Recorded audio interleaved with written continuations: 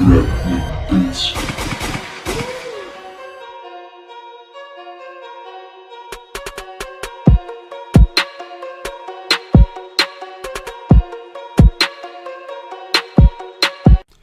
guys, what's going on? Anthony with Pistons Talk. Happy Saturday.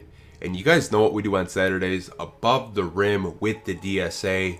Tonight's show is going to be on 313 JMO's channel. If you are not subscribed to 313 JMO, I will leave a link down in the description to his YouTube channel. Go check him out. But in today's video, we are doing a reaction video to the Detroit Free Press's mock draft. They did a 1 through 10 mock draft, and we are going to react to it. So let's get straight into today's video.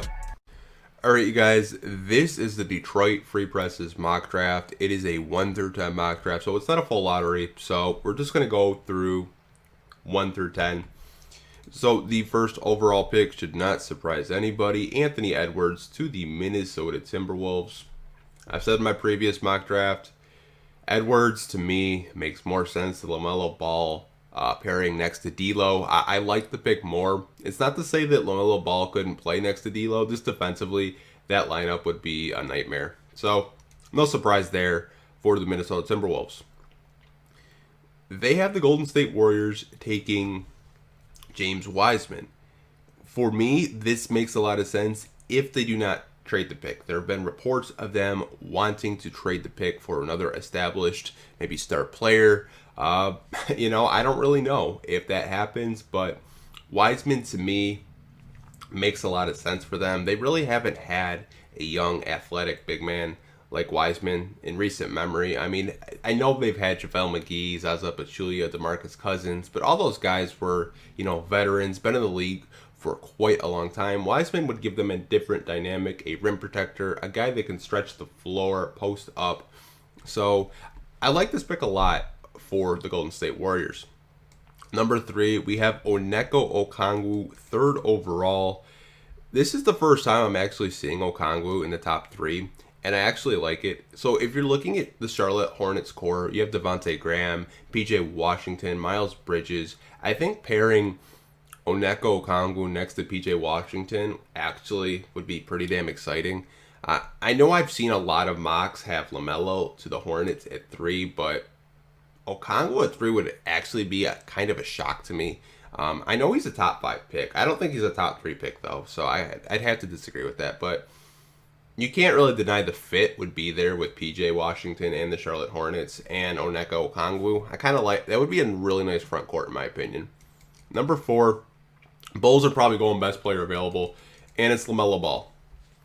So LaMelo Ball to me is going to be a top 3 pick. And I know the Bulls have Kobe White, but LaMelo Ball to me makes a lot of sense because you're going best player available at that point. I know you need to address some small forward needs, but you can't really pass up on a guy like this, a 6'7", 6'8" point guard, athletic, elite vision, really good passer in transition. I think it would give some life into the Chicago Bulls fan base. It's something for them to be excited about. They probably wouldn't have been this excited since probably the D Rose days. So LaMelo to the Chicago Bulls would be really exciting. As a basketball fan for me, I would like to see Chicago do well again. Number 5 is the Cleveland Cavaliers taking Deni Avdija. Thank you. He did not have them draft another point guard. Deni Avdija to me makes a lot of sense. I think he'll either end up with the Hawks, the Cavs, or the Bulls.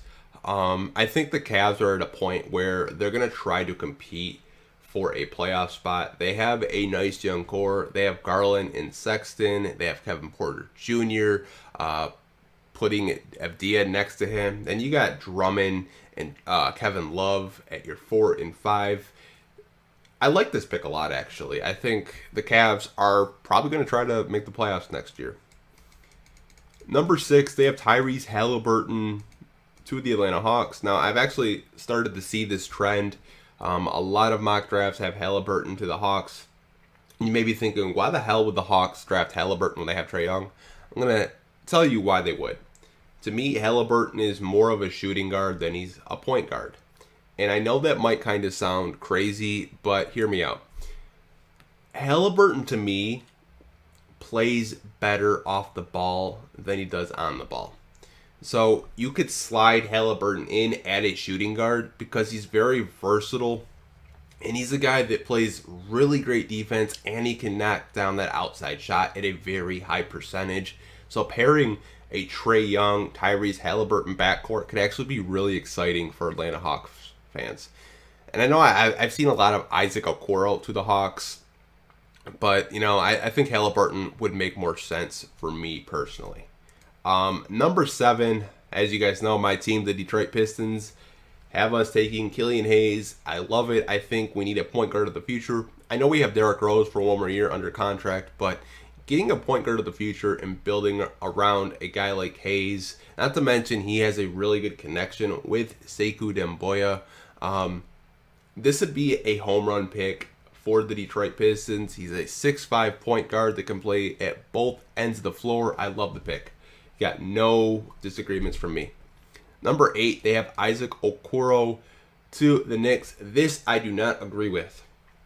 For me personally, as an outsider looking in, because I'm not a Knicks fan, I'm a Piston fan, but if I were the Knicks, I would go for a point guard. Like, get them a Cole Anthony, get them a Kyra Lewis. Like, Isaac Okoro, yeah, he's a really great defender, but offensively, it's still a work in progress. Get them a point guard that can really help them. I know they have Ninikila and Smith Jr., but come on, man. Like, Kyra Lewis to the Knicks, man, that would be a home run pick, in my opinion. Do not agree with the Okoro pick at all. Number 9, Obi Toppin. I get it. You're going best player available, but the Wizards also have holes in their roster. Yeah, they're going to have John Wall and Bradley Beal back. Who knows how long they're going to have him for, but why wouldn't you take a small forward in this instance? Because, like, they just drafted Hachimura, and you're drafting a power forward that's offensively skilled. I get it, but defensively, holy crap, he's bad. Like, really bad. I don't like it for the Washington Wizards. Like, take a Devin Vassell or maybe, gamble on someone like that, because you're going to need wing help, in my opinion. You pretty much gave away Otto Porter Jr. and Kelly Oubre over the past couple of years. Draft another wing for Beal and Wall to work with.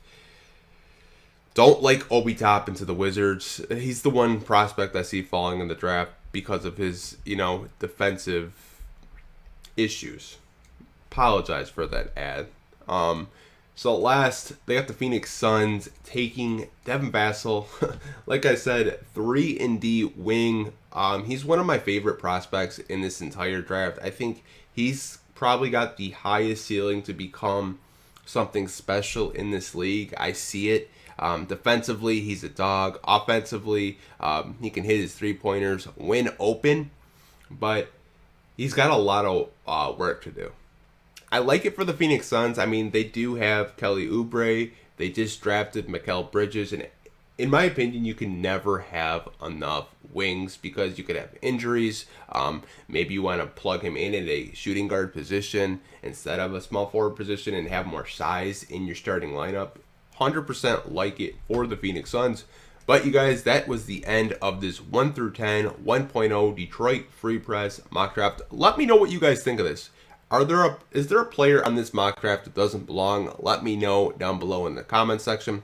Like always, I hope you guys are staying safe. Take care, and I'll talk to you guys in the next video. Peace.